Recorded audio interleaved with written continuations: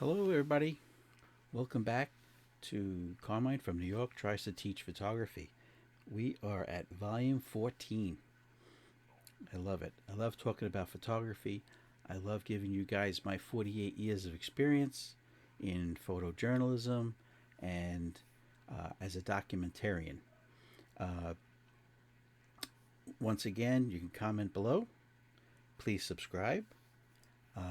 If you want to email me, it's blackandwhitephoto@aol.com. And please go visit my website, carminetaverna.com.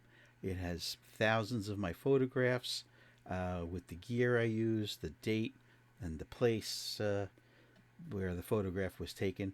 You'll really enjoy it. And the photos we'll look at today are much better resolution on the website than here we're using a webcam.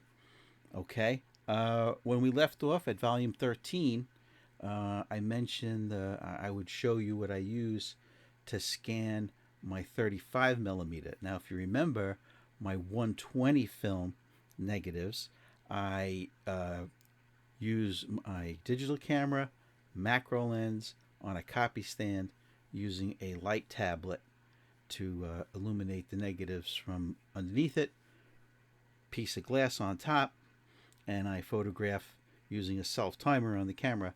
I photograph the negatives, and that's how I get them into the computer. Also, I meant to mention this. Every computer, I believe every computer, has a free software built in, especially with Windows. I don't know about Macintosh, but with Windows, it's called Paint. Paint, if you put your negatives into Paint, you just have to go select all, and you right click on the negative and invert colors, and it turns your black and white negative into a positive. So you don't have to buy software that reverses a negative into a positive. Just put it into Paint. All right. How do I scan my 35 millimeter film? Since I do a lot of 35 millimeter film shooting, I wanted to find a way that there was a fast but professional way to scan 35 millimeter color and black and white negatives, as well as color positive film, slide film. So I did a little research, and I found this scanner. This is the box. I'm not going to pick up the actual scanner. This is, hide my face. This is the PowerFilm Batch 35 millimeter film scanner. All right, it's by Pacific Image. This is what it looks like. You plug it into power, and you plug it into USB, and you load up your negatives or your slide film, and it scans them right into the computer. This is very high resolution. It's 24 megapixel image quality. Okay. I've been using it now for about 8 months. I've put about 70 rolls of film through it to scan it, and I'm very happy with it. One thing you had, first of all, I only found one other video about the PowerFilm film scanner from Pacific Image. There's only like one other video online about it. So I really took a chance when I purchased it. It's a lot of money. All right. Shop around. Try and get your best price. They're expensive. All right. It's not for the person that's going to shoot one roll of film a month. New. No, you're better off just using your digital camera on a copy stand with a piece of glass to hold down the negatives on a light pad. All right. This is for somebody that's going to shoot like a roll of film a day. Okay. If you're going to get this Power Film scanner, the first thing you have to do is get a dust cover for it, because it has the top is basically open. If you just leave this open like on your desk, okay, right here, this area is open, and dust will go in there, and you'll have dust on every single frame. So just get a dust cover. What I bought was a extra large shower cap for 99 cents, and it fits right over it perfectly. It has an elastic band because it's a shower cap. It goes right on top of it. Perfect. Let's see. It's got great software by CyberView. It's called CyberView PF135 by Pacific Image Electronics. So that's how I scan my 35 millimeter film. All right, today we're going to spend time going over photographs. All right, we're going to since this YouTube channel is to learn photography, let's learn photography. So what I'm going to do is I'm going to show you my photographs that I took. They're also on my website, a better resolution than a webcam. All right, CarmineTaverna.com. But today let's go over how the pictures were taken. All right. Remember, the camera is not important. All right. The camera is not important. What's important is your eye to see a photograph, to see art, to see an image that will make you enjoy it when you see it printed or on the internet, and make others enjoy it. All right. Let's jump right in. Okay, let's get some light. Let's see if we get some extra light here. Okay. All right, let's start with this one. This one is a photo that I took, of course, in the winter. Okay. This is an abandoned sailboat. Okay, that was trapped in the ice. Okay. Was taken towards dusk. Okay, but let's take a look at this photo. What makes it interesting? Well, the subject is interesting, right? Couple of things. If you're going to photograph something, an image, an object, try and get the whole object in. Like here, I got the whole sailboat in the frame instead of chopping it off there, right? Get the whole object in your photograph. Okay, we've got a leading line here, brings you up to the sailboat. Okay, we have another leading line here, brings your eye up to the sky. All right, the horizon is here. Okay, it's in the lower 1/3. It does not cut the photograph in half. All right, that's important. All right, it's just a nice, pleasing photograph. It was taken in the golden hour, all right, which is right before sunset, the golden hour. You could just Google golden hour in your area, and there's an app, free app, that'll show you the golden hour, the blue hour, which is after this, right? Very nice, very important. It'll show you the morning golden hour and the evening golden hour. Okay, and that's how you get these tones of yellow here, sun peeking through as it sunsets. Okay, all right, let's continue. We're going to learn a few. Saying tips and tricks is a little gimmicky. Hold on, let me see if I could just lower this a drop. All right, I think that'll be better if I lower the light a little bit. All right, tips and tricks is that's so corny. I want to give you some ideas. Let's call it ideas. All right. Now, let's look at this photograph. I want to make sure I have it the right way. Okay. This photograph. Okay. This photo, very colorful, a lot of action. Okay. Really cool. This is all my opinion because they're my photographs. All right. What is this? What are we looking at? Here you can kind of tell this is an indoor shot. Right? You can see some shops over here. Okay. So this is at a mall somewhere, I think in New Jersey. All right. I'm walking through the mall. always take your camera. Always take your camera. Now, I am going to tell you how I do it. I do not walk around the malls or the street, okay, with my camera hanging around my neck. I usually take it in a bag, not a camera bag, a shopping bag. All right, like a shopping bag, because nobody is going to think twice about, oh, this guy's walking around with a camera. Is it expensive? Should I steal it? No. Always have a camera on you, and if you're not using it at the moment, don't keep it around your neck. Don't keep it on your shoulder. Don't keep it in a camera bag, an obvious camera bag.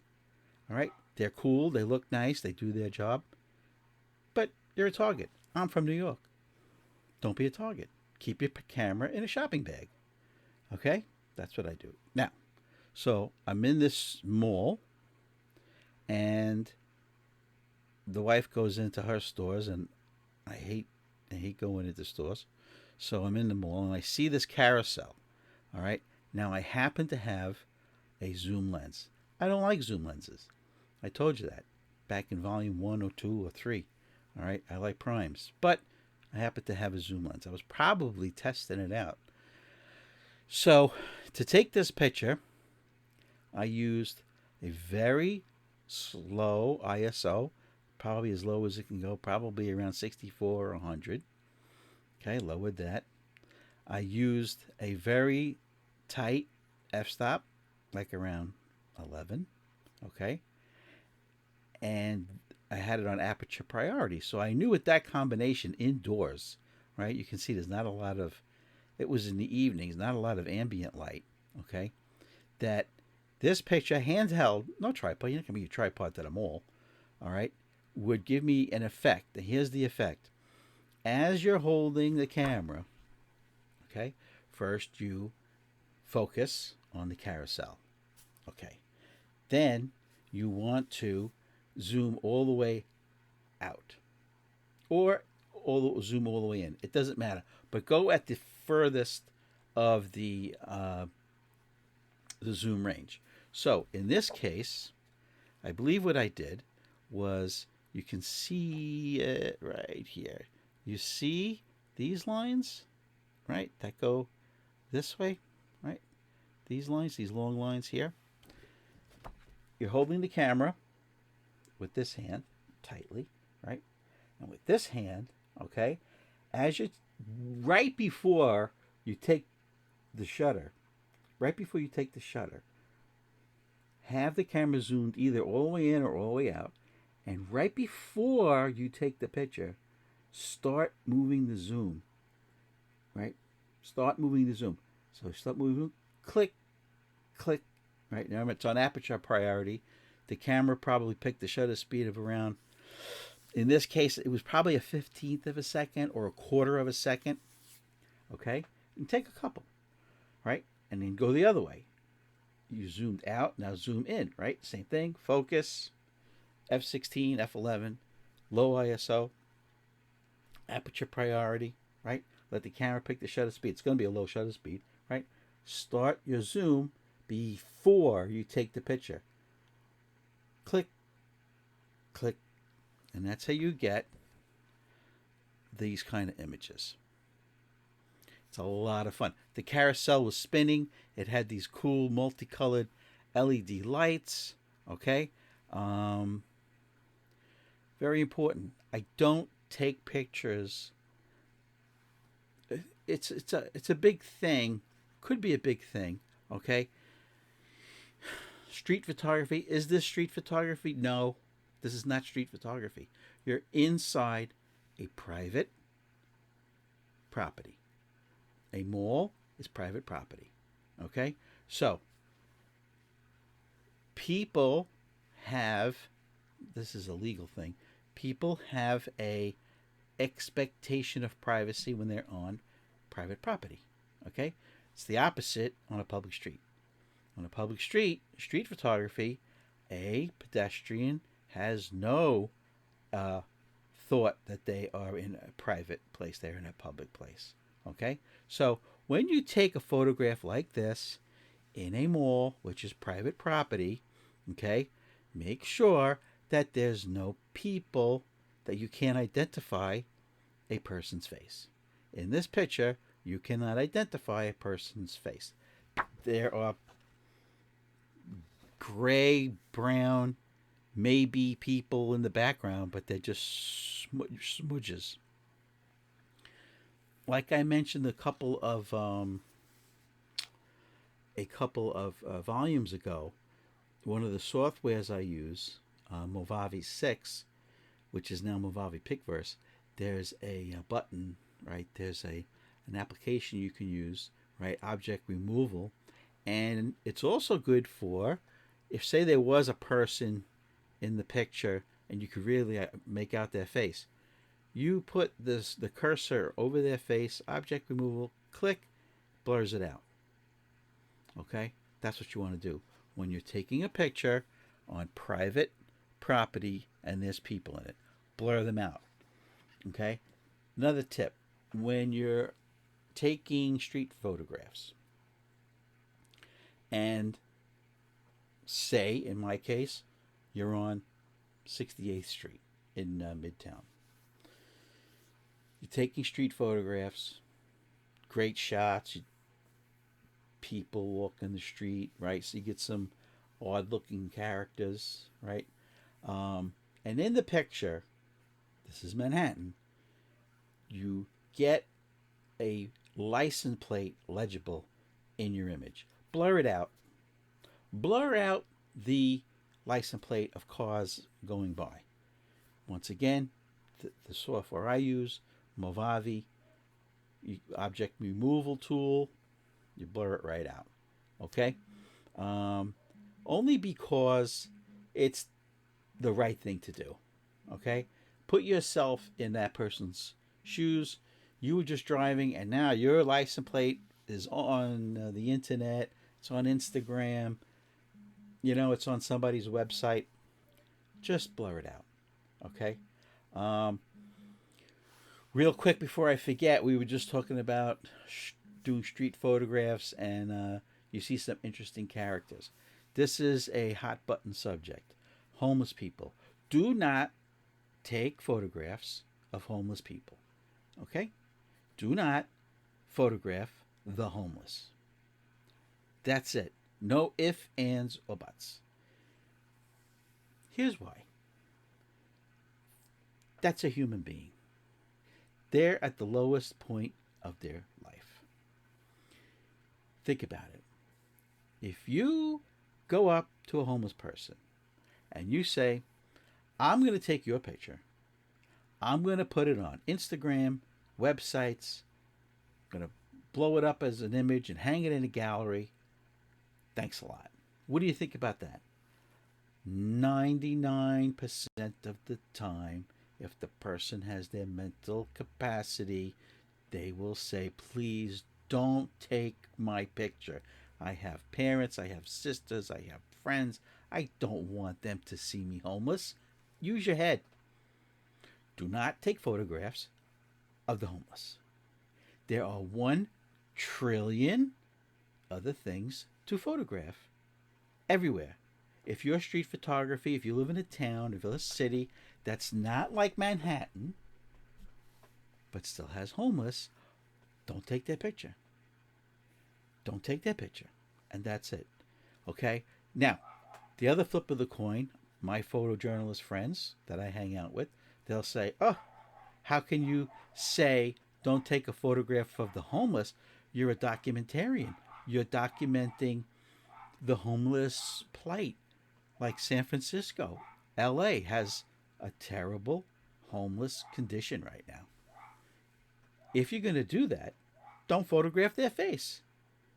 And if you photograph their face, blur it out. These are human beings at the lowest point of their life. Okay? That's it. Don't do it. There's a million other things to photograph street photography. Okay? It's my opinion. Use common sense. Have some decency as a photographer, as a photojournalist, as a documentarian. All right? let's move on.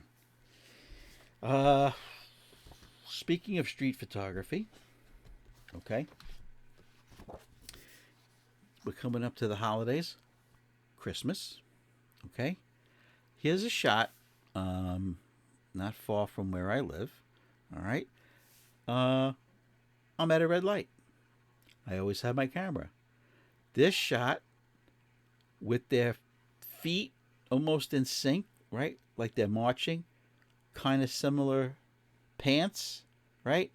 They're carrying home their Christmas tree, probably to an apartment. All right? Right through the windshield. I'm at a red light. They walk right through the intersection in the crosswalk. Bang. Took the picture. This is literally street photography. Now, what else do we see? All of the license plates are blurred out. Okay? These people, this couple, or brother and sister, they have no expectation of privacy on a public street because it's public. Okay? So you're okay to take the picture. All right? Street photography. What's the point of this picture? First of all, it's a good picture. Okay? Second of all, always have your camera. Like I said, like at the mall. Always have your camera. The camera was on my lap. Boom, right through the windshield. Don't be afraid to take a picture through your windshield. Okay? Yes, your windshield is not a Zeiss lens. Okay? It's not a Zeiss lens. It's not a Nikon lens. But you got the shot. You got the shot. Okay? Let's move on. Okay, got some fun stuff to look at. Okay. Let's talk about macro. All right. It's what the next shot I'm going to show you is close-up photography, macro photography adjacent. What I mean by that is it's not like taking a photograph of a bug's eye, okay? Macro photography. This is just close-up photography. Now, this black and white shot, okay, has a few things going for it. First of all, what are you looking at? Obviously, it's ice, okay?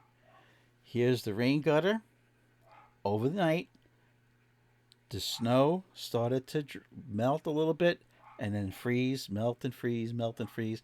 This is a piece of wood, right, to draw the water away from the house, okay? It was early morning. The light's coming behind it, okay? So what did I do? Get a piece of plastic, put it on the ground, lay on the ground, get nice and close, right? No macro lens. Just as, I forget what I had on here. Maybe, I don't know, maybe a 50 millimeter lens.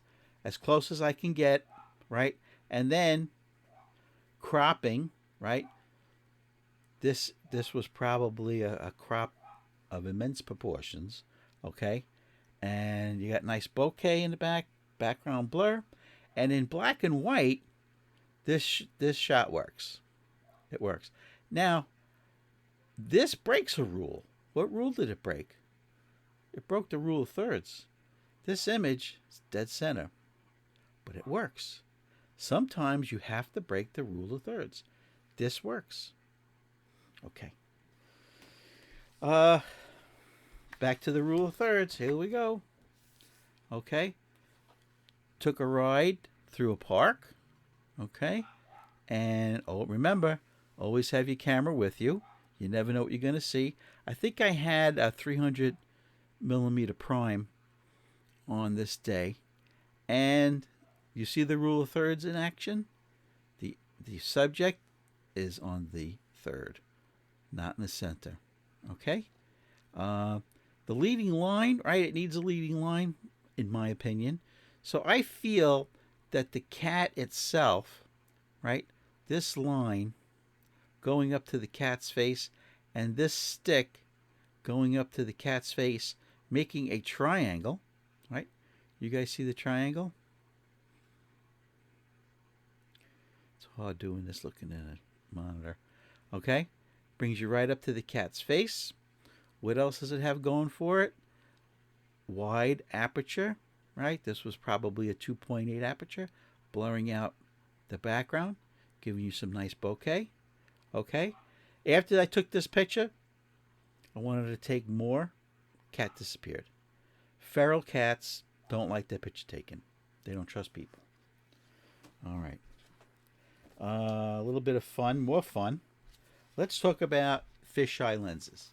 Fisheye lens, I had the Nikon fisheye lens. What is that? I think it's 10.5 millimeter, if I remember correctly. It's a while ago. I've since sold it. Bought it new, tried it out, had some fun with it, and then I'm just like, so I sold it. But the few things I took a photograph of, okay, this image, right, works out well for a fisheye lens. Okay, it's a long pier going out into the harbor. Okay, it makes a nice curvature of the earth, right? It curves the earth nicely. It gives you nice leading lines to this part, right, the center of your subject, right? I went at the golden hour to get some nice long shadows, right? These lines are all shadows from the railing. All right, this is a fisheye lens. You can have a lot of fun with it, but after a while, you can't have a lot of fisheye pictures.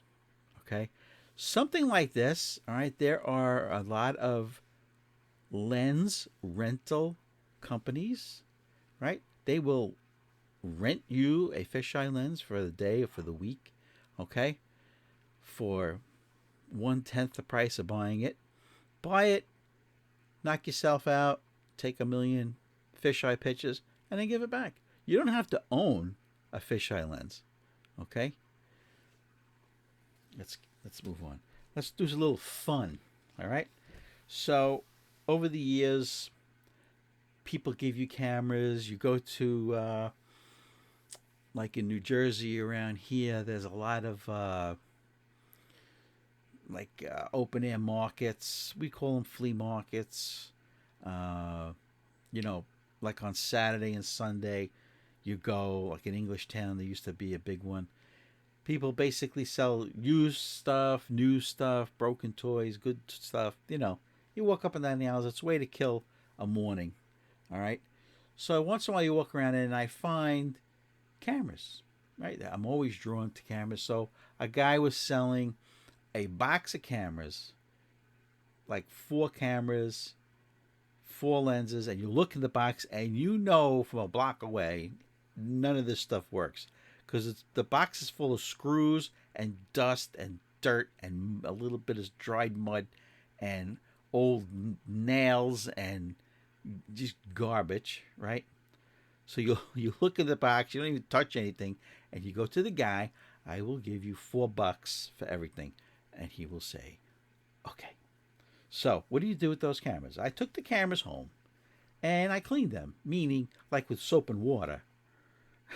Cleaned all the dirt and dust off of them, right? Let them dry, because right at this point, these are nothing but rocks.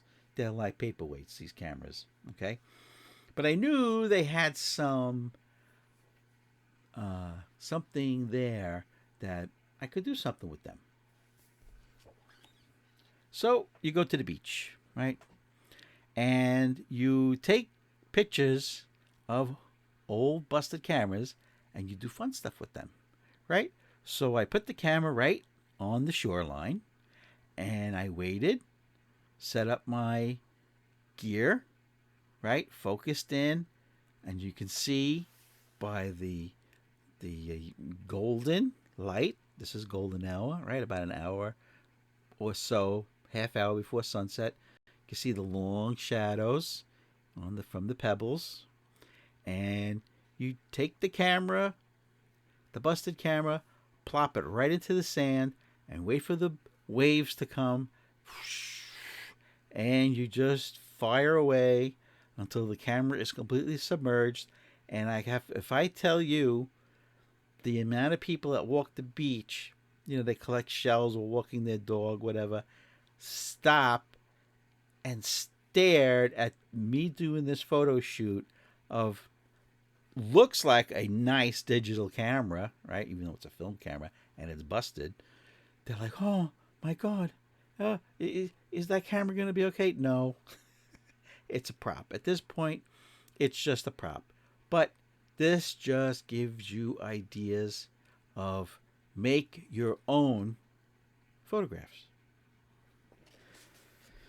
Along that note, okay, making your own photographs, make your own art, okay.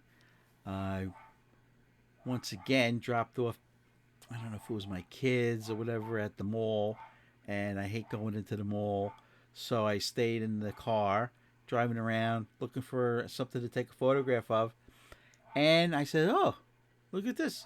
There was a nice one of those meters, like you put the money in and you get a little parking coupon, and you put it in your windshield. Nice height. It was like eye level, flat top. And I says, oh, I know what I could do. I could make that my tripod to do some night photography at f/22. So I put the camera on f/22, ISO 100, and I pre-focused, right? This is all on aperture priority, f/22, ISO 100 or 64. Put it on infinity and just took pictures. These pictures are about 5 seconds, 10 seconds, depending on how much of the headlights. Okay, so you could see the cars. Right, there was a traffic light over here. So some of the cars are kind of, you can make them out because they were stopped at the traffic light. These lights way up here are from a bus. Okay, the red lights are brake lights, the white lights are headlights, and the star of the show are the starbursts from the street lights. Okay, just always take your camera with you, because you just don't know what kind of pictures you can take. Oh, did you say leading line? Right there. Remember? Go get the leading line, start it in the corner, brings your eye right there. Okay. And there must be somebody breaking in the house, because you hear my Yorkies? All right. Let's talk about waiting for an opportunity to strike. So I'm in Atlantic City and taking a break, right? Walking around with the wife, walking into shops. They have a lot of outlets there. It was in October, November, a couple of years ago. So Atlantic City they're doing a lot of work to make it look nice. So they have some benches, right, near the stores. So I saw this window of a store, and it drew my eye that would be something cool to photograph, but it needed a person to walk by. So I'm sitting on a park bench outside the store when I see this poster on the inside. And I'm like, he has the perfect focal, he's looking directly onto the sidewalk around this area. So I had my camera on my lap. I had everything pre-focused, right? Because I had focused on the sidewalk right here. So all I had to do was hit the shutter when the right person at the right time walked by. Click, and you get this picture. Your background is very much part of the photograph, part of the interest in this photograph. Okay? It's just another thing you could do. It's another type of street photography where you're using a window dressing or even a poster to give you a little bit more interesting detail. Alrighty. Now, so I go to a city park in the winter. This was last year. It's freezing out. It's around, I don't know, February. And I noticed as I'm driving, I'm noticing from like 1,000 yards away, seagulls flocking, making circles up in the air and dive bombing. I'm like, what the hell is going on over there? This was going on over there. There was a person who was hand feeding seagulls. I think they were broken up bagels actually.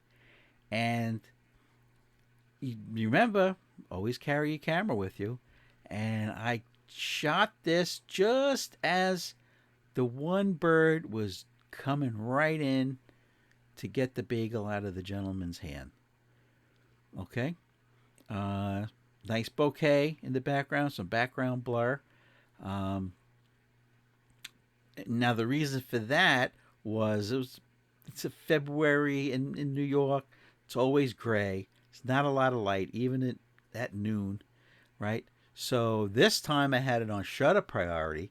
I probably had it on maybe 1,000th of a second, high ISO, and I wanted to freeze the birds.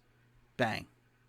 So in order to get 1,000 shutter speed, on shutter priority, the camera chose 2.8 to get the right exposure. But this just gives you an idea of the kind of shots you can have. But you can't get that kind of shot if you don't have your camera with you. And how are you going to carry your camera with you? In a shopping bag. If you live in a big city. If you're going, don't be ridiculous. If you're going up in the mountains, if you're going on a hike, you don't have to keep your camera in a shopping bag. I'm talking about when you're going into a big metropolitan area, okay? You don't want to advertise, I got $1,000 camera on me. All right, be cool. All right, next photograph. I took this photograph with the idea of sending it out to record labels for a possible record cover to an album, okay? And it worked out. Okay, this shot was in January up in Pennsylvania.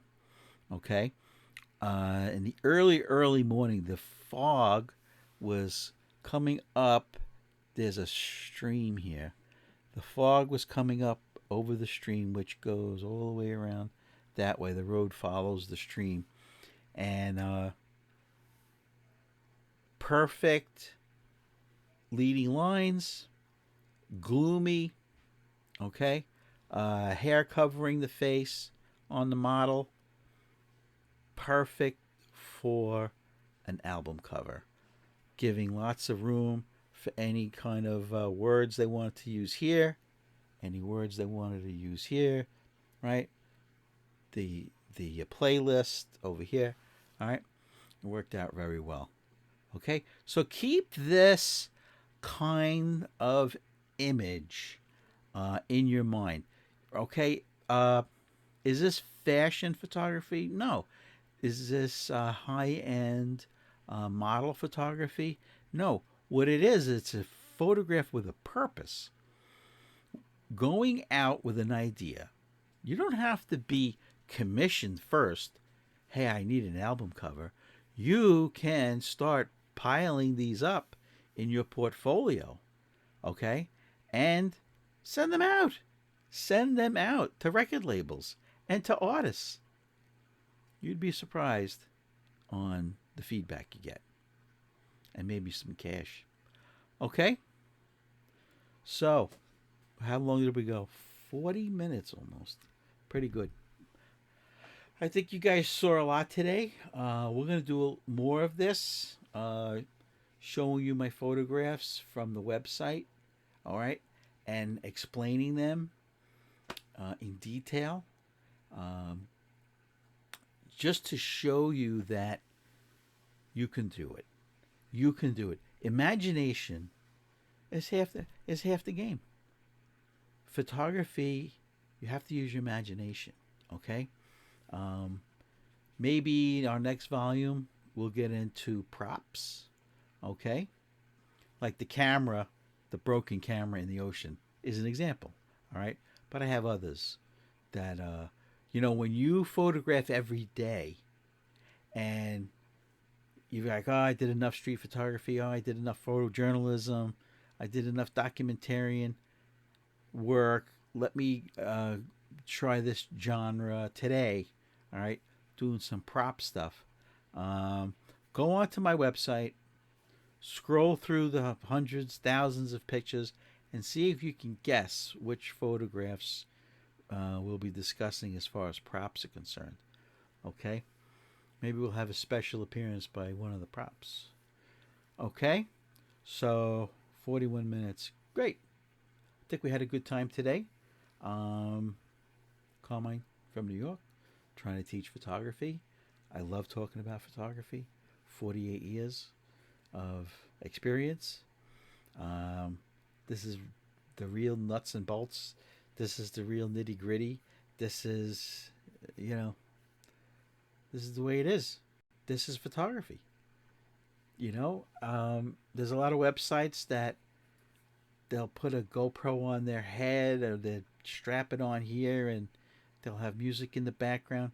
That's great because they're probably promoting a particular camera that they were sent to promote.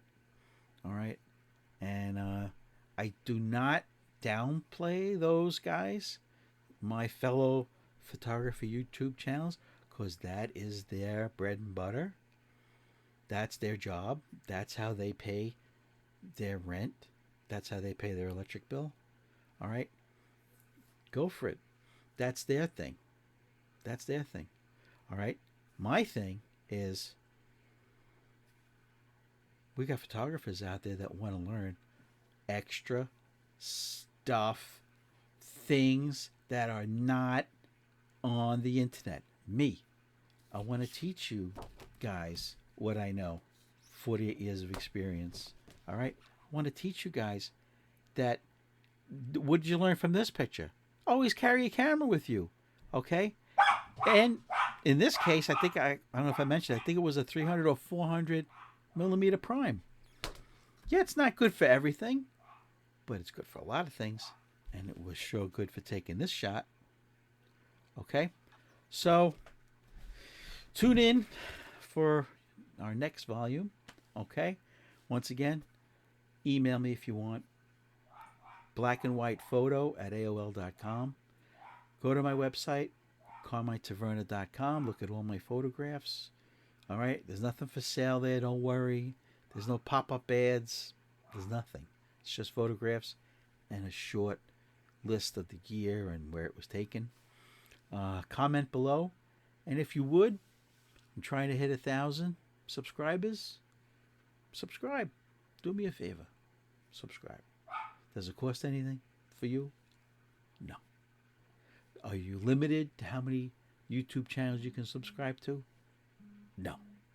So, I would thank you in advance to subscribe, comment, email me, blackandwhitephoto@aol.com if I can help you guys out, giving you information or more tactical advice on how to take a particular photograph.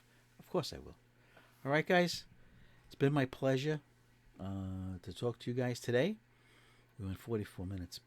Time flies. All right, guys. Like I said, have a good morning. Have a good afternoon. Have a good evening.